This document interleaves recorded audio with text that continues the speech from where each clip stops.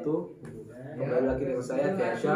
Ini 20104 11246 kelas ekonomi dan bisnis prodi manajemen kelas G. Di sini saya menjelaskan tentang apa saja dampak penyalahgunaan narkoba ditinjau dari aspek kesehatan, aspek sosial, dan aspek hukum, dan bagaimana cara yang paling efektif untuk mengatasi penyalahgunaan narkoba. Indonesia adalah negara di Asia Tenggara yang dilintasi garis khatulistiwa dan berada di antara daratan benua Asia dan Australia, serta antara Samudra Pasifik dan Samudra Hindia. Indonesia adalah negara kepulauan terbesar di dunia yang terdiri dari 17.504 pulau dengan populasi mencapai 270.203.917 jiwa pada tahun 2020. Indonesia adalah negara berpenduduk terbesar keempat di dunia. Jadi tak heran banyak kasus-kasus yang marak terjadi di Indonesia, baik kasus korupsi maupun kasus narkoba. Narkoba adalah singkatan dari narkotika, psikotropika, dan obat terlarang.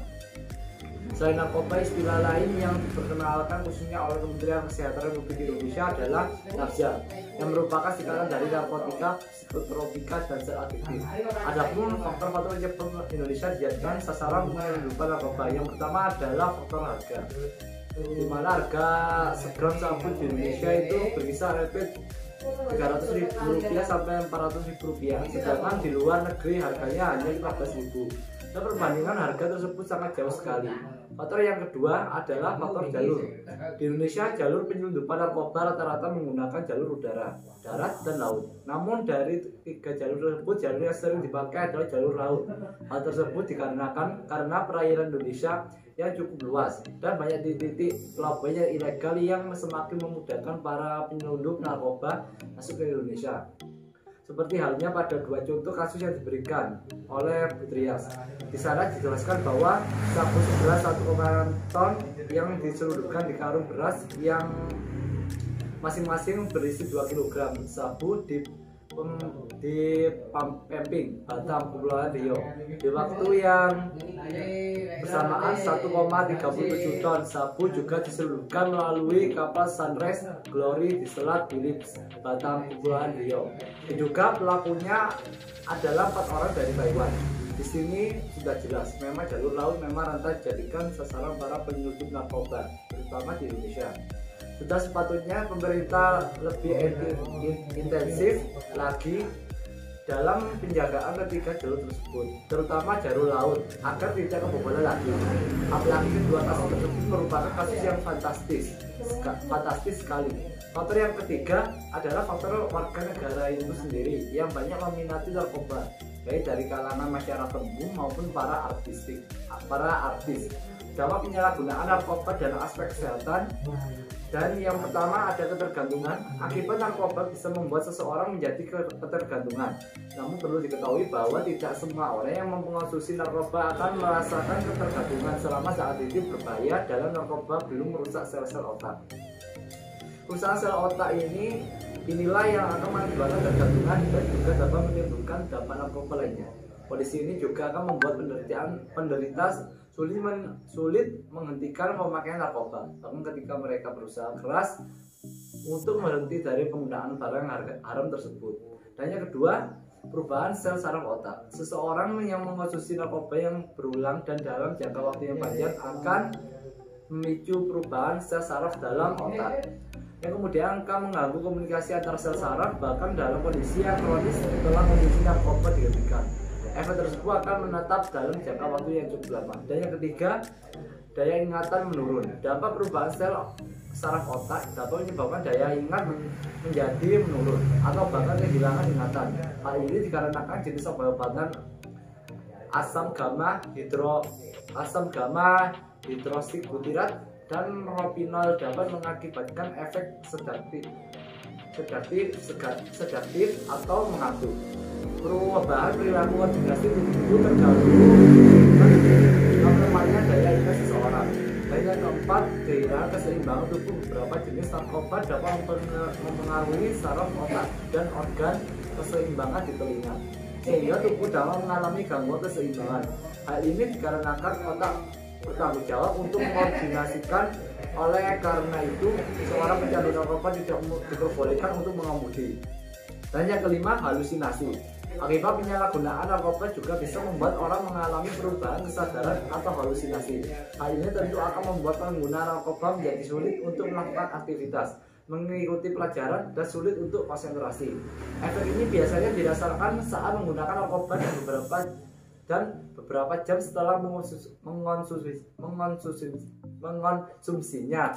Pengguna narkoba cenderung kesulitan untuk fokus dan sulit untuk mengambil keputusan. Dan yang keenam, penyakit jantung. Narkoba terdapat beberapa jenis sehingga efek yang ditimbulkan pada jantung pun berbeda-beda. Secara umum, penyalahgunaan narkoba dapat memberi efek peningkatan frekuensi denyut jantung, irama jantung tidak teratur, penyempitan pembuluh darah, dan peningkatan tekanan darah. Kondisi ini dapat meningkatkan resiko terjadinya gangguan aliran darah ke otot jantung yang akhirnya mengakibatkan serangan jantung. Dan yang ketujuh, sulit tidur. Konsentrasi ganja yang tinggi pada narkoba dapat membuat orang menjadi sulit tidur dan sering merasa gelisah. Kandungannya terdapat pada narkoba dapat mengurangi durasi tidur sehingga penderitanya cenderung sulit untuk memejamkan mata dan tidak dapat tidur dengan nyenyak. Dan yang delapan, dehidrasi. Dehidrasi ternyata juga merupakan salah satu efek dari penyalahgunaan narkoba. Kondisi ini disebabkan oleh kurangnya cairan dalam tubuh dan biasanya diikuti dengan ketidakseimbangan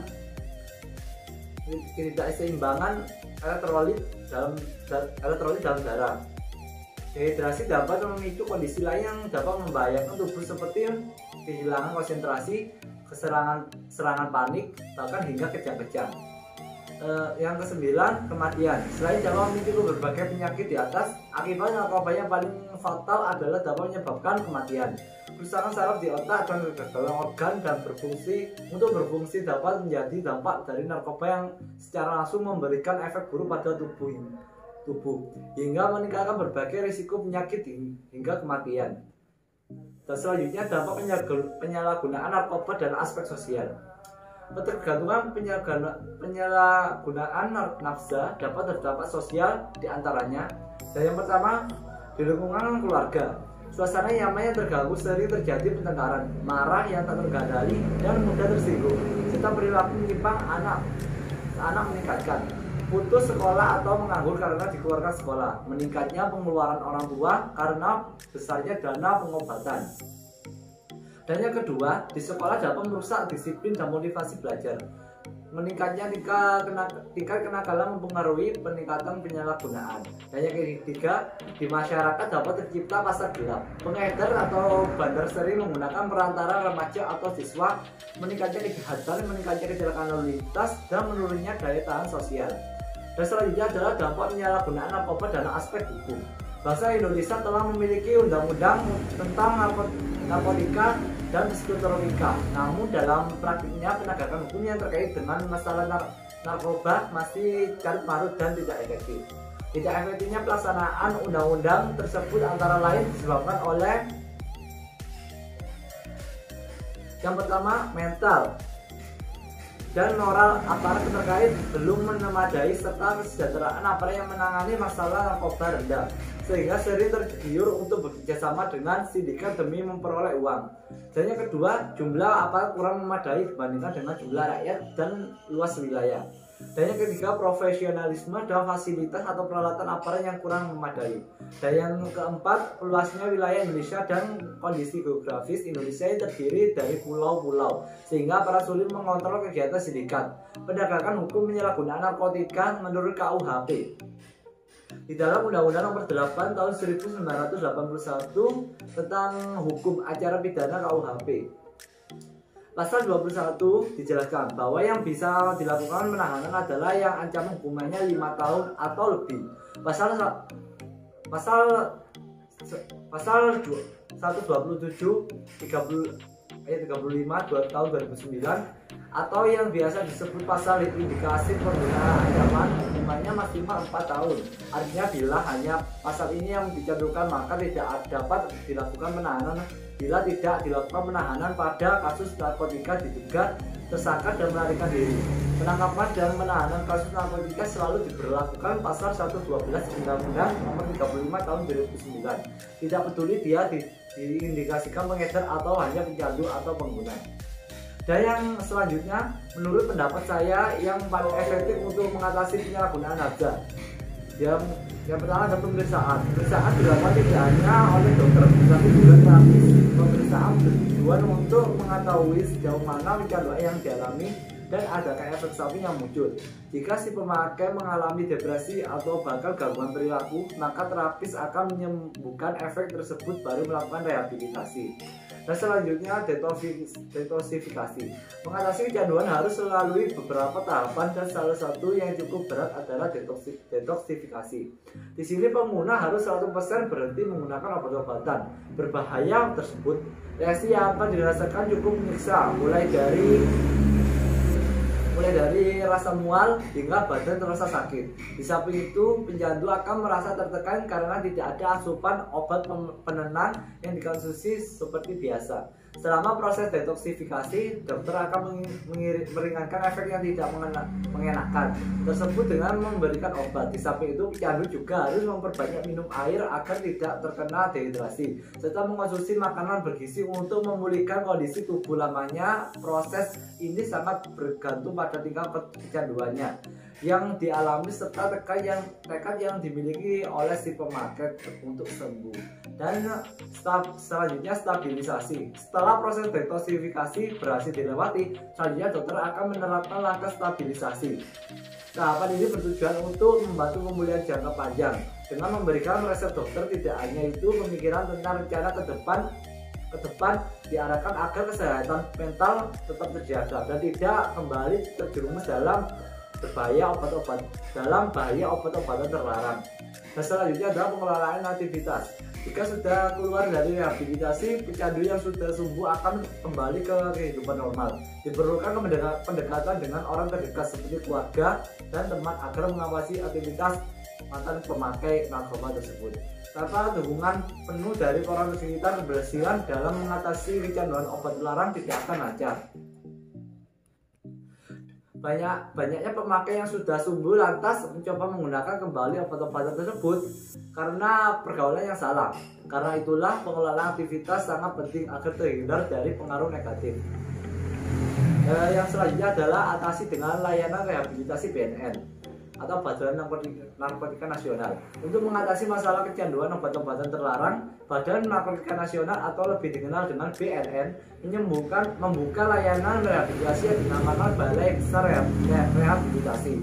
Pencandu atau penyalahgunaan narkoba akan dipulihkan sepenuhnya, baik dari segi fisik maupun mental. Diharapkan setelah keluar dari balai besar rehabilitasi ini, maka pencandu bisa hidup normal seperti sedia kala dan tidak menggunakan kembali obat-obatan terlarang. Dan selanjutnya adalah promotif. Program promotif ini kerap disebut juga sebagai program yang preventif atau program pembinaan. Pada program ini yang menjadi sasaran pembinaannya adalah para anggota masyarakat yang belum memakai atau bahkan belum mengenal narkoba sama sekali. Prinsip yang dijalani oleh program ini adalah dengan meningkatkan peranan dan kegiatan masyarakat agar kelompok ini menjadi lebih sejahtera secara nyata, sehingga mereka sama sekali tidak akan pernah berpikir untuk memperoleh kebahagiaan dengan cara menggunakan narkoba. Bentuk program yang ditawarkan antara lain adalah pelatihan, dialog interaktif, dan lainnya pada kelompok olahraga, seni budaya, atau kelompok usaha. Pelaku program yang sebenarnya paling tepat adalah lembaga-lembaga masyarakat yang difasilitasi dan diawasi oleh pemerintah.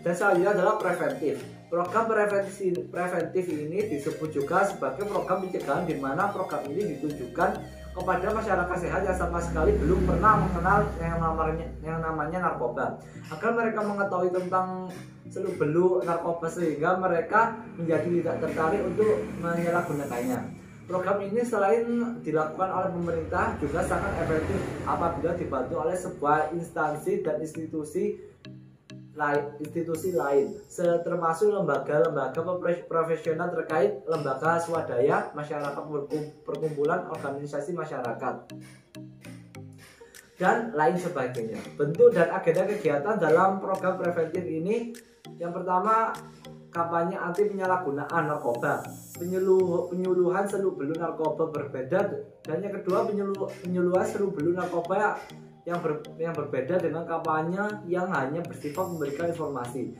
dan yang ketiga pendidikan dan pelatihan kelompok sebaya, dan yang terakhir adalah upaya mengawasi dan mengendalikan produksi dan upaya distribusi narkoba di masyarakat. Terima kasih. Apabila ada kesalahan atau tutur kata yang kurang berkenan di hati para pemirsa, saya mohon maaf yang sebesar-besarnya. Wabillahi taufiq wal hidayah. Wassalamualaikum warahmatullahi wabarakatuh.